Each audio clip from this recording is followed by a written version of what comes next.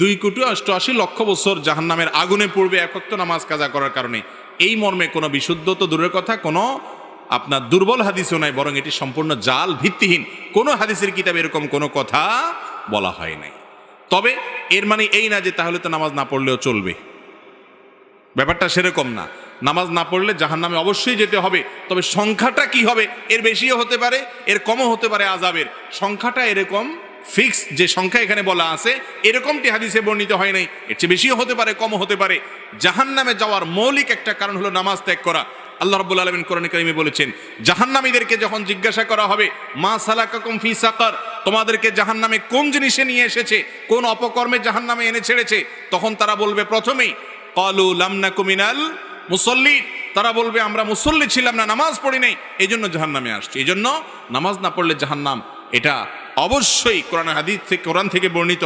কিন্তু তার মানে